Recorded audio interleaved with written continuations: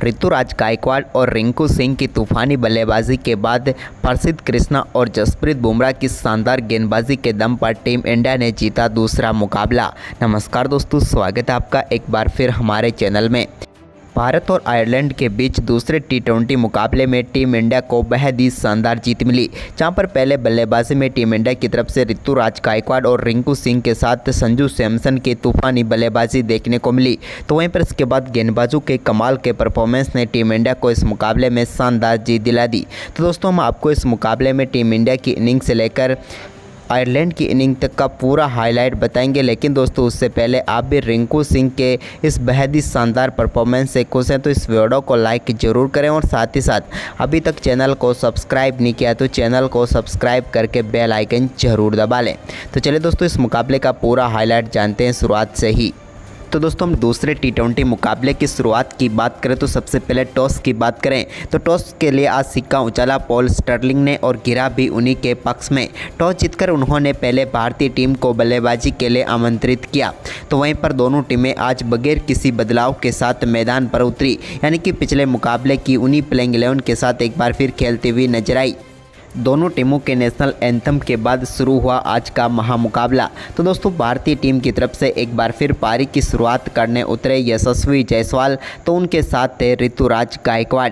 लेकिन दोस्तों, पहले ओवर में तो टीम इंडिया के ये दोनों बल्लेबाज कोई चौका नहीं लगा पाए। लेकिन दूसरे ओवर की पहली गेंद पर जोशुआ लिटल की गेंद पर ऋतुराज गायकवाड़ ने एक डाउन द लेग काफ़ी शानदार शॉट खेला और गेंद को 4 रनों के लिए भेजने में कामयाब हुए फाइनल लेग की तरफ। वहीं पर इसके बाद दोस्तों, इसी ओवर की चौथी गेंद पर यशस्वी जायसवाल के बल्ले से एक बेहतरीन पुल शॉट देखने को मिला और गेंद को मिड विकेट बाउंड्री लाइन के पार 4 रनों के लिए भेज दिया। तो वहीं पर इसी ओवर की 5वीं गेंद पर उन्होंने कमाल की बल्लेबाजी करते हुए गेंद को डीप स्क्वायर लेग के ऊपर से मैक्सिमम के लिए भेज दिया और इस मुकाबले का पहला छक्का जड़ दिया। वहीं पर इसके बाद तीसरे ओवर की आखिरी गेंद पर भी जायसवाल के बल्ले से एक और शानदार कट शॉट के जरिए 4 रन देखने को मिला और शॉर्ट थर्ड की तरफ गेंद को उन्होंने चौके के लिए भेज दिया। लेकिन चौथे ओवर की चौथी गेंद पर वो एक और पुल शॉट खेलना चाहते थे, लेकिन इस बार केम्पर के बेहतरीन कैच के चलते यहां पर पहली सफलता मिली आयरलैंड की टीम को और 11 गेंदों पर 18 रन बनाकर यशस्वी जायसवाल पेविलियन लौटे। यंग ने उन्हें पेविलियन भेजा। इसके बाद नए बल्लेबाज के तौर पर क्रीज पर उतरे तिलक वर्मा, लेकिन तिलक वर्मा आए और गए। आज के मुकाबले में भी वो ज़्यादा कुछ खास नहीं कर पाए और डॉकरेल को अपना केस थमा बैठे और 2 गेंदों पर सिर्फ 1 रन बनाकर चलते बने। लेकिन इसके बाद क्रीज पर उतरे संजू सैमसन ने यहाँ पर छठे ओवर की आखिरी गेंद पर एक बेहतरीन चौका थर्डमैन की तरफ लगाया, जहाँ पर गेंद को शानदार तरीके से उन्होंने 4 रनों के लिए भेज दिया। इसके बाद दोस्तों, यहां पर 7वें ओवर की आखिरी गेंद पर ऋतुराज गायकवाड़ ने भी कमाल का शॉट खेलते हुए गेंद को मिड विकेट बाउंड्री लाइन के पार भेज दिया। तो वहीं पर इसके बाद 8वां ओवर टीम इंडिया के लिए कमाल का रहा, जहां पर 8वें ओवर की दूसरी गेंद पर डीप स्क्वायर की तरफ शानदार चौका ऋतुराज गायकवाड़ के बल्ले से देखने को मिला। तो वहीं पर इसी ओवर की तीसरी गेंद पर भी उन्होंने शानदार चौका मिड विकेट की तरफ लगाया। इस बार कमाल का शॉट खेलते हुए उन्होंने गेंद को बाउंड्री लाइन के पार भेजा। तो वहीं पर इसके बाद दोस्तों, 10वें ओवर की दूसरी गेंद पर संजू सैमसन ने भी स्ट्रेट डाउन द ग्राउंड शानदार शॉट खेला और गेंद को 4 रनों के लिए भेज दिया। तो इसके बाद 11वें ओवर में भी संजू सैमसन ने कमाल की बल्लेबाजी करके दिखाई, जब जोशुआ लिटल के इस ओवर की पहली गेंद पर उन्होंने एक्स्ट्रा कवर के ऊपर से शानदार चौका जड़ दिया और गेंद को बाउंड्री लाइन के पार भेजा, 1 बाउंस चौका गया। इसके बाद दूसरी गेंद पर भी उनके बल्ले से कमाल का शॉट देखने को मिला और एक बार फिर एक्स्ट्रा कवर के ऊपर से ही शानदार चौका लगाकर इस ओवर में बैक टू बैक 2 चौके जड़ दिए। लेकिन तीसरी गेंद पर भी उन्होंने शानदार चौका लगाया, विकेट कीपर के पास से गेंद चौके के लिए चली गई और 3 गेंदों पर लगातार 3 चौके संजू सैमसन ने जड़ दिए। जबकि इसी ओवर की 5वीं गेंद पर उन्होंने एक शानदार पुल शॉट खेलते हुए गेंद को 6 रनों के लिए बाउंड्री लाइन के पार भेज दिया और इस ओवर में कमाल की बल्लेबाजी करते हुए उन्होंने 3 चौके और 1 छक्का लगाकर जोशुआ लिटल के इस ओवर को काफ़ी महंगा साबित कर दिया। लेकिन इसके बाद संजू सैमसन की बेहतरीन पारी को समाप्त किया बेंजामिन वाइट ने, जब उन्होंने 13वें ओवर की दूसरी गेंद पर बोल्ड करके संजू सैमसन को पेविलियन भेजा। सैमसन ने शानदार बल्लेबाजी करते हुए 26 गेंदों पर 40 रनों की पारी खेली। उनके आउट होने के बाद क्रीज पर उतरे रिंकू सिंह। तो वहीं पर दोस्तों रिंकू सिंह ने भी शानदार बल्लेबाजी करते हुए 15वें ओवर की पहली गेंद पर एक शानदार चौका डीप मिड विकेट की तरफ लगाया। ये उनका कमाल का स्वीप शॉट था जिस पर 4 रन आए टीम इंडिया के लिए। इसके बाद दोस्तों ऋतुराज गायकवाड़ ने कमाल की बल्लेबाजी करते हुए उन्होंने भी एक स्लो स्वीप खेलते हुए बिहाइंड द स्क्वायर 4 रनों के लिए गेंद को भेजा और अपनी बेहतरीन 50 पूरी कर ली। ऋतुराज गायकवाड़ ने 40 गेंदों पर अपना अर्धशतक पूरा कर लिया, लेकिन अर्धशतक के बाद उन्होंने कमाल की बल्लेबाजी करते हुए 15वें ओवर की 5वीं गेंद पर लॉन्ग ऑन के ऊपर से एक शानदार छक्का जड़ा वाइट की ही गेंद पर और अपनी आक्रामक तेवर दिखाई। लेकिन इसके बाद दोस्तों 16वें ओवर की पहली गेंद पर वो एक और बड़ा शॉट खेलना चाहते थे, लेकिन इस बार वो ट्रैक्टर को अपना केस थमा बैठे और ऋतुराज गायकवाड़ इस मुकाबले में बेहतरीन बल्लेबाजी करते हुए 43 गेंदों पर 58 रन बनाकर पेविलियन लौटे और भारतीय टीम को उनके रूप में बड़ा झटका लगा। इसके बाद दोस्तों यहाँ पर नए बल्लेबाज शिवम दुबे और रिंकू सिंह संघर्ष करते हुए नजर आए, क्योंकि वो 3 ओवर तक कोई भी चौका नहीं लगा पाए। लेकिन इसके बाद 19वें ओवर की दूसरी गेंद पर रिंकू सिंह ने डीप बैकवर्ड पॉइंट के ऊपर से एक शानदार चौका मैकार्टी की गेंद पर लगाया। तो वहीं पर इसी ओवर की तीसरी गेंद पर भी उन्होंने एक और शानदार छक्का लॉन्ग ऑन के ऊपर से जड़ दिया। यह भी कमाल का शॉट था जिसमें उन्होंने 6 रनों के लिए गेंद को स्टैंड में डिपॉजिट किया। तो वहीं पर इसी ओवर की चौथी गेंद पर भी उन्होंने एक्स्ट्रा कवर के ऊपर से एक और गेंद को मैक्सिमम के लिए भेज दिया और इस ओवर में कमाल की बल्लेबाजी करते हुए 22 रन बटोर लिए रिंकू सिंह ने। तो वहीं पर इसके बाद 20वें ओवर की पहली गेंद पर मेयर कदेर के शानदार छक्का शिवम दुबे के बल्ले से देखने को मिला, जहां पर उन्होंने एक लो फुल टॉस गेंद को 6 रनों के लिए फाइन लेग के ऊपर से भेज दिया।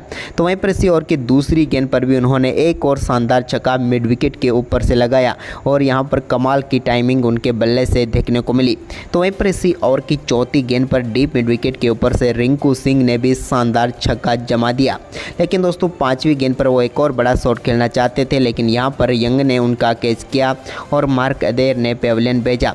रिंकू सिंह ने कमाल की बल्लेबाजी करते हुए 21 गेंदों पर 38 रनों की पारी खेली। तो वहीं पर इसके बाद आखिरी गेंद पर 1 रन बना, जिसके चलते टीम इंडिया 20 ओवर में 185 रनों का स्कोर खड़ा कर पाई और 186 रनों का लक्ष्य रखा आयरलैंड की टीम के सामने। वहीं पर इस लक्ष्य का पीछा करने उतरी आयरलैंड की तरफ से पॉल स्टर्लिंग और एंड्रू बलबर्न ने पारी की शुरुआत करने उतरे। तो दोस्तों पहले ओवर में एक वाइड का चौका जरूर गया, जिसके चलते 5 रन मिले यहां पर आयरलैंड की टीम को, लेकिन इसके अलावा पहले ओवर में और कोई भी बाउंड्री नहीं निकाल पाई आयरलैंड की टीम। लेकिन दूसरा ओवर डालने आए अर्शदीप सिंह की पहली गेंद पर बेहतरीन चौका एंड्रू बलबर्न के बल्ले से देखने को मिला। तो वहीं पर इसी ओवर की तीसरी गेंद पर भी उन्होंने एक और शानदार चौका जड़ा और इस बार भी गेंद को बाउंड्री लाइन के पार भेज दिया और इस ओवर का दूसरा चौका जड़ा। लेकिन तीसरा ओवर प्रसिद्ध कृष्णा डालने आए तो उन्होंने तीसरी ही गेंद पर पॉल स्टर्लिंग को चलता किया। पॉल स्टर्लिंग का बेहतरीन कैच अर्शदीप सिंह ने पकड़ा और टीम इंडिया को पहली सफलता मिली। आयरलैंड के कप्तान पॉल स्टर्लिंग अपना खाता भी नहीं खोल पाए और 4 गेंदों पर 0 रन पर ही आउट हो गए। इसके बाद नए बल्लेबाज टक्कर क्रीज पर उतरे, लेकिन वो भी ज़्यादा कुछ खास नहीं कर पाए और प्रसिद्ध कृष्णा के इस ओवर की आखिरी ही गेंद पर वो भी ऋतुराज गायकवाड़ को अपना केस थमा कर चलते बने और भारतीय टीम को एक और सफलता मिल गई तीसरे ओवर में ही। यहाँ पर टक्कर भी 3 गेंदों पर 0 पर ही आउट हो गए। लेकिन इसके बाद दोस्तों यहाँ पर हैरी ट्रैक्टर से उम्मीद थी, लेकिन वो भी कुछ खास नहीं कर पाए और छठे ओवर की दूसरी गेंद पर बोल्ड होकर पेविलियन लौटे। यहां पर रवि बिश्नोई ने उन्हें आउट किया और वो 7 गेंदों पर 7 रन बनाकर चलते बने और भारतीय टीम को तीसरी सफलता मिली। इसके बाद यहां पर एंड्रू बलबर्न ने काफ़ी शानदार परफॉर्मेंस करते हुए नजर आए, जब उन्होंने 7वें ओवर की तीसरी व चौथी गेंद पर 2 स्वीप शॉट के जरिए बेहतरीन चौके लगाए और दोनों शानदार तरीके से लॉन्ग लेग की तरफ चौके भेजने में वो कामयाब हुए। दोनों शॉट एक जैसे ही थे जिन पर चौके उन्होंने जड़े। इसके बाद दोस्तों यहां पर 8वें ओवर में कमाल की बल्लेबाजी करते हुए आखिरी गेंद पर रवि बिश्नोई के कैंपर ने भी एक बेहतरीन छक्का लगाया और इस बार गेंद को बाउंड्री लाइन के पार भेजा उन्होंने लॉन्ग ऑन के ऊपर से। लेकिन इसके बाद वो एक और स्वीप शॉट खेलना चाहते थे, लेकिन यहां पर वो गलती कर बैठे और अपना कैच शिवम दुबे को थमा बैठे और कैंपर इस मुकाबले में 17 गेंदों पर 18 रन बनाकर चलते बने। इसके बाद दोस्तों यहां पर एंड्रू बलबर्नी ने शानदार परफॉर्मेंस करते हुए 11वें ओवर में 2 बेहतरीन छक्के शिवम दुबे के ओवर में जड़े, जहां उन्होंने एक एक्स्ट्रा कवर के ऊपर से जड़ा तो एक शानदार तरीके से बिहाइंड द स्क्वायर खेला। इसके बाद दोस्तों यहां पर 13वें ओवर की पहली गेंद पर उन्होंने चौके के साथ अपना अर्धशतक पूरा कर दिया।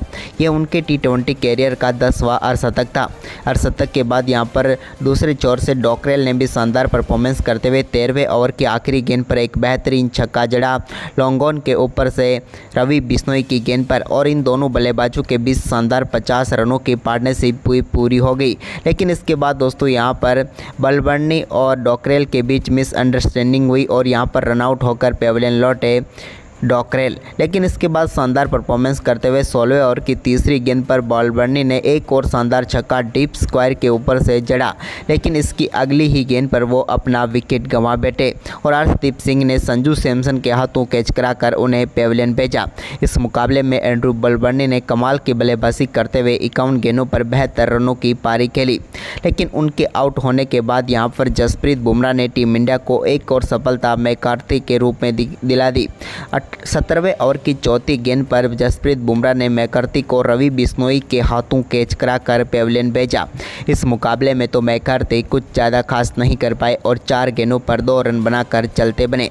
इसके बाद यहां पर मार्क अदेर ने 18वें ओवर की पहली गेंद पर एक शानदार छक्का डीप मिड विकेट के ऊपर से लगाया और गेंद को स्टैंड में डिपॉजिट किया। इसके बाद दोस्तों यहां पर 19वें ओवर की पहली गेंद पर भी उनके बल्ले से एक और शानदार छक्का स्ट्रेट डाउन द ग्राउंड देखने को मिला, जहां पर उन्होंने कमाल का छक्का स्ट्रेट बाउंड्री लाइन के ऊपर जड़ दिया। इसके बाद इसी ओवर की दूसरी गेंद पर भी उन्होंने एक और शानदार छक्का प्रसिद्ध कृष्णा की गेंद पर लगाया, लेकिन यहां पर बुमराह ने उन्हें इसके बाद कैच आउट करके पेविलियन भेजा।